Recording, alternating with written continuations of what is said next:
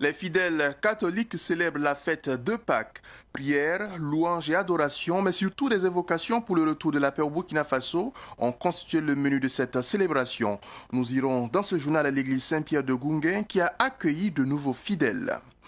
Et puis, la dépigmentation, un phénomène qui touche de plus en plus les scolaires. Selon l'initiative africaine Stop Dépigmentation, c'est le troisième problème de santé publique au Burkina Faso. La dépigmentation touche plus de 50% des femmes au Burkina Faso. L'association est allée sensibiliser les scolaires sur les graves conséquences de la dépigmentation. On en parle bientôt.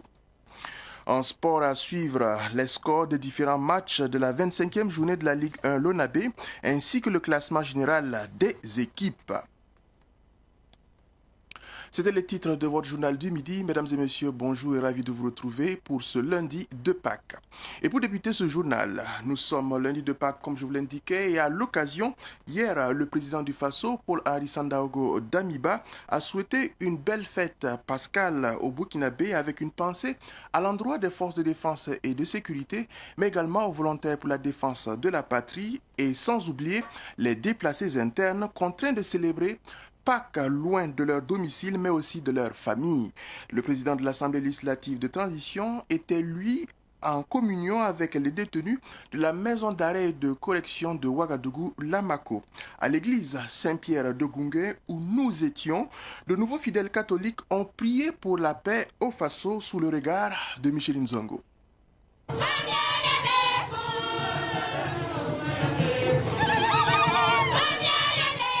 Munis de bougies allumées, les fidèles catholiques de la paroisse Saint-Pierre de Gounguin ont célébré la victoire du Seigneur Jésus-Christ sur la mort.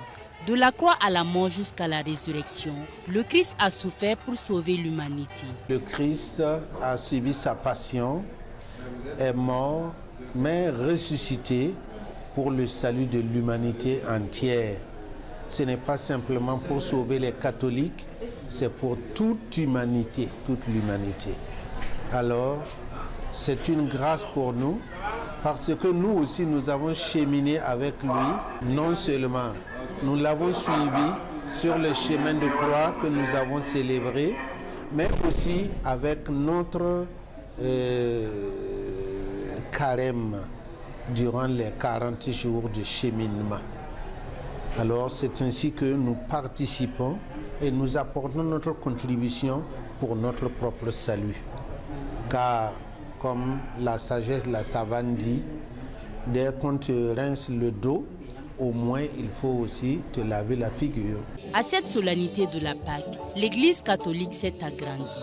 203 personnes ont intégré officiellement l'Église catholique par les liens sacrés du baptême et de la confirmation. Nous avons eu carrément 160 baptisés et 43 confirmandis. Et cela fait 203. C'est beaucoup. Ce que nous souhaitons, c'est que ces gens qui ont voulu faire partie de l'Église Famille de Dieu et que par la catéchèse tout et tout sont parvenus, ils soient donc des chrétiens fidèles, engagés, témoins du Christ à temps et à contre-temps dans notre société qui en a vraiment besoin. Pour Grâce Laetitia Sanou, c'est une joie d'appartenir désormais à l'Église catholique. Je n'ai qu'à dire merci à Dieu pour tous ses bienfaits dans ma vie. Vraiment, c'est un jour de joie pour moi et je suis vraiment contente pour cette grâce que j'ai reçue ce soir. Et vraiment, j'ai beaucoup de joie en moi ce soir parce que j'ai eu le Christ en moi et je lui remercie pour sa grandeur et pour tous ses bienfaits qu'il a fait pour moi pour cette soirée. Les autorités politiques ont suggéré une journée de prière à chaque confession religieuse pour la paix au Faso. À l'église Saint-Pierre de Goumen, c'est chose faite.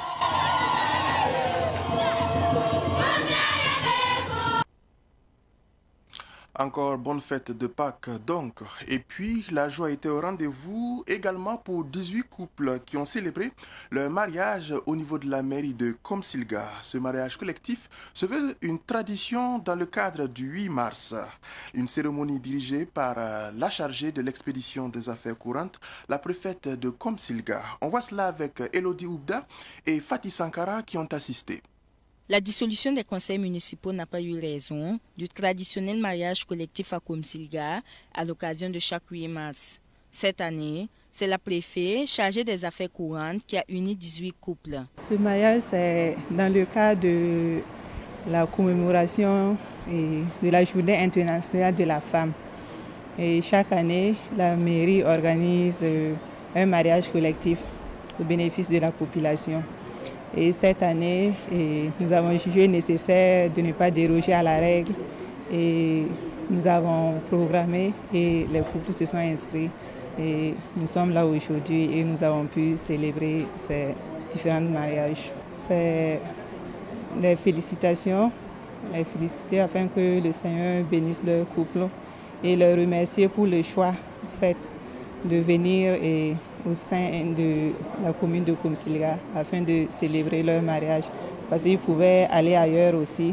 Voilà, ce n'est pas une obligation d'être dans la commune et de se marier ici. Le mariage est une étape importante dans la vie des hommes. Les mariés du jour ont juré de s'aimer, de se soutenir et de se respecter mutuellement. Les nouveaux mariés encouragent les autres à se marier à la mairie. Je suis très heureux, moi et puis mon épouse, parce que ce que Dieu a fait, nous ne faire que le remercions. Nous disons merci à Madame le Préfet et la commune, et les pensionnaires de la commune de Komsilga de nous aider à faire célébrer ce mariage aujourd'hui. Je suis très heureux. Le mariage est très important. Voilà, donc imaginons simplement, même si tu pars à la boutique pour payer vraiment quelque chose à la boutique qui a de la valeur, il faut réclamer un reçu. N'en parlons pas à toute une personne qui va vivre jusqu'à la fin de sa vie avec toi et que tu ne vas même pas essayer vraiment d'approcher devant l'autorité pour valider ses besoins. Bon, nos besoins, puisque c'est nous deux. Donc pour cela, le mariage est très important. Les nouveaux couples ont eu droit à des présents. Le plus vieux couple était âgé de 57 ans et le plus jeune 27 ans.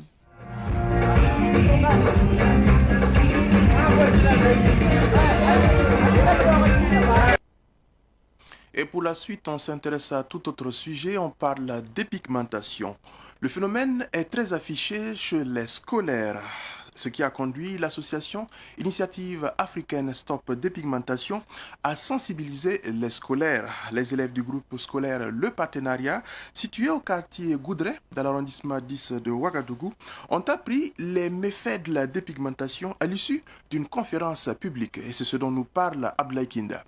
C'est pour séduire son ou sa conjointe que de nombreuses personnes s'adonnent à la dépigmentation. Pour changer la couleur de la peau, plusieurs produits sous forme de savon, de pommades, de crèmes, des gélules et même des injections sont utilisés. L'utilisation de ces produits a des conséquences néfastes à long terme.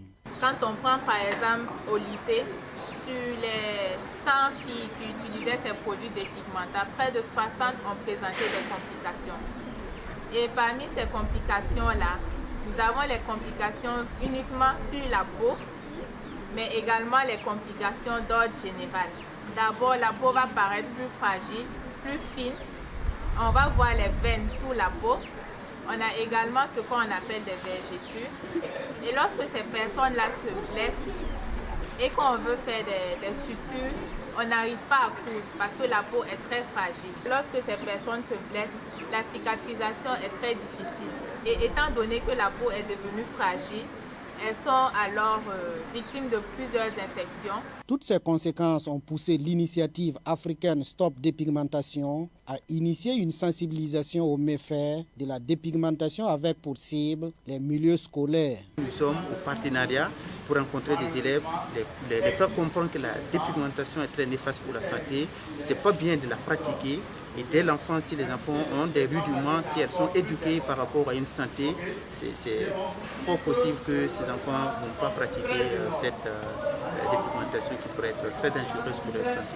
Élève et fondateur du groupe scolaire Le Partenariat, l'école bénéficiaire de cette sensibilisation était ravie de l'initiative. La dépigmentation n'est pas une bonne chose parce qu'avec la dépigmentation, on a trop de maladies dangereuses dont on ne peut pas soigner. Quand on constate que la majorité, ce sont les filles qui se dépigmentent et qui sont très nuisibles à la santé, ce que j'ai à dire aux filles est que de stopper la dépigmentation. Nous sommes très enthousiasmés d'accueillir cette jeune association. Vous savez que cette dépigmentation, apparemment, ça semble effectivement embellir la peau. Mais à l'opposé, en fait, c'est du suicide à la limite que effectivement de pratiquer la dépigmentation parce que ses conséquences sont nombreuses. L'initiative africaine Stop Dépigmentation invite le gouvernement à contrôler l'entrée des produits cosmétiques afin de lutter contre la dépigmentation. Mesdames et messieurs, on parle entrepreneuriat pour poursuivre. Ils sont des commerçants et des entrepreneurs exerçant dans divers domaines. Ces acteurs s'engagent à promouvoir l'entrepreneuriat au Burkina Faso au vu de la situation économique préoccupante. Et pour y arriver, ils se rassemblent au sein de l'Union des entrepreneurs du Burkina, en abrégé UDEB, une organisation qui se veut l'interface entre les entrepreneurs et l'État. Elle a présenté justement cette structure, s'est présentée au public en présence de Daouda Yamouego, Ahmed Joël Compaoré et Judikaël Soubeiga. L'idée de créer l'union est née à cause de la situation chaotique des entreprises au Burkina Faso. Cette situation est marquée par la fermeture des entreprises, la passation de marchés devenue de plus en plus complexe, le paiement non régulier des dettes et la quasi-absence de mesures d'accompagnement dans certaines décisions prises par l'État. Et le secrétaire général de l'Union des entrepreneurs du Burkina UDEB d'affirmer qu'il était temps de s'associer pour le rayonnement du secteur de l'entrepreneuriat. Ces objectifs sont les suivants. Favoriser les échanges entre les membres, notamment par le développement de synergie et la convivialité. Favoriser l'échange des bonnes pratiques dans les différents métiers et champs de l'entreprise par l'organisation d'ateliers et de rencontres sur des thématiques intéressant les membres. Favoriser par le rapprochement des membres, la mutualisation des moyens sous leur propre responsabilité. Faciliter sans contrepartie des mises en relation d'affaires entre les membres. Relayer auprès de ces membres toute information utile au développement de leurs activités. Être un relais entre les entreprises et la collectivité publique, municipalité, administration publique et tout autre lieu d'initiative économique. Assister et soutenir les entrepreneurs dans la résolution de problèmes de divers ordres liés à leurs activités. Impôts, douanes, trésor public, justice, banques et autres acteurs. Arbitrer les conflits et régler les litiges entre les entrepreneurs membres de l'Union. L'Union des entrepreneurs du Burkina a pour ambition d'organiser dans les jours à venir un atelier pour recueillir les difficultés des entrepreneurs dans un mémorandum qui sera transmis aux institutions publiques et privées partenaires. Et on reste dans le même registre. 300 femmes vont bénéficier chacune d'un kiosque et d'une aide financière pour mener des activités rémunératrices de revenus. L'initiative est du réseau des organisations des jeunes leaders africains des Nations Unies pour les objectifs de développement durable, en abrégé Rojalnu ODD Afrique. Avant l'entrée en possession du matériel et des fonds, ces femmes futures entrepreneurs ont suivi une formation en gestion des affaires. Et c'était en présence de Ruben Wilson Kodjo. Pour les initiateurs de ce projet, l'objectif est d'accompagner les femmes à entreprendre pour leur autonomisation. Initier ce projet pour accompagner vraiment les femmes, les jeunes qui ont pas de travail, qui n'ont pas de chômage. C'est vrai, mais il faut initier, il faut les accompagner aussi avec des projets fiables pour qu'ils puissent se débrouiller eux-mêmes. Bon, aujourd'hui, on entend que des réseaux sont là en train de travailler avec les jeunes, les femmes. Bon, sans accompagnement, c'est du... Bon, on a moins 300 kiosques pour donner aux jeunes et puis les femmes. Si c'est comme ça, vous allez fonctionner 2 mois sans payer. C'est la fin du 3e mois que vous allez commencer à payer les kiosques. La valeur de kiosque, on les a dit, la valeur de kiosque fait 300 000 francs. Cette formation est assurée par l'Observatoire national indépendant pour une transition réussie. Sa porte-parole nous parle des différents modules de formation. Ce n'est pas cadeau qu'on donne aux kiosques. Les kiosques aux femmes, c'est une location-vente. Et on a demandé à un microfinance de venir les accompagner en crédit. Parce que si tu paies un kiosque, ne serait-ce que location-vente, et tu n'as pas de l'argent même pour installer le kiosque, il y a des problèmes. Enfin, si une femme gagne, c'est toute la famille qui a gagné, c'est toute la nation qui a gagné.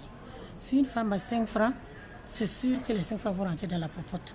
Donc ce qui veut dire que nous sommes prêtes pour accompagner ces braves dames-là et auprès de nos partenaires pour qu'elles puissent sortir, connaître qu'est-ce que c'est qu'une entreprise, comment on formalise son entreprise et pourquoi pas aussi de pouvoir contribuer au développement de ce pays en débloquant des 100 millions, des 8 millions à des maisons communautaires que nous voyons que les banques ou bien les grands commerçants le font. Rappelons qu'au total, 300 femmes sont bénéficiaires de ce projet. La 5e édition du festival Pakinou, ou du moins Abidjan Pakinou, qui s'est ouvert officiellement samedi dernier du côté de Marcory, eh bien, cette année, le Burkina Faso est le pays invité d'honneur, représenté à travers le groupe Savan Media. Abidjan Pakinou se déroule sur 3 jours et prend fin aujourd'hui même. Retour sur la cérémonie inaugurale de l'événement avec notre correspondant ivoirienne, Boukari Zongo. Le samedi 13 avril 2022 a eu lieu la cérémonie d'ouverture officielle de la 5e édition du festival Abidjan Pakinou à Marcory, d'où le Burkina Faso a été désigné pays invité d'honneur. Le concept Abidjan Pakinou et Savan Media ont un point commun qui est la valorisation de la culture africaine. Monsieur Hugo Datumbran Media et son collègue de Savan Médias du Burkina se sont vus. Et il y a un seul point commun, la culture. La culture. Et quand on parle de la culture, le maire est tellement impliqué dans ce qu'on appelle culture que quand on nous ouvre les bras, nous frappons fort pour être là. Le rapport de lien historique entre la Côte d'Ivoire et le Burkina Faso est l'une des raisons pour le choix du pays des hommes intègres comme pays invité d'honneur. Le Burkina, en tant que pays d'honneur, je peux dire que, comme Madame le maire venait de le dire, c'est une question du rapport, de notre lien historique, et nous entretenons de bonnes relations avec la Côte d'Ivoire. À sa prise de parole, Yacouba Jacob Barry, dans un premier temps, a traduit les salutations du PDG de Savan Media aux autorités ivoiriennes et burkinabées. Puis a brièvement défini le groupe Savan Media et les raisons de sa présence au bord de la lagune Ébrié à cet événement. C'est une maison qui s'intéresse à la culture. Et Pakinou, pour nous, est une tribune culturelle.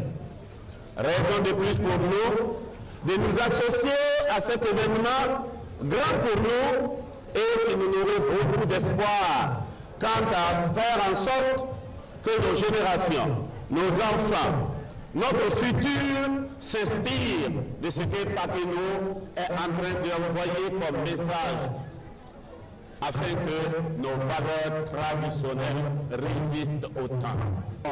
J'ai été invité également par Savan Media, car nous sommes partenaires il y a très longtemps, vu que le Burkina a été honoré par cette invitation.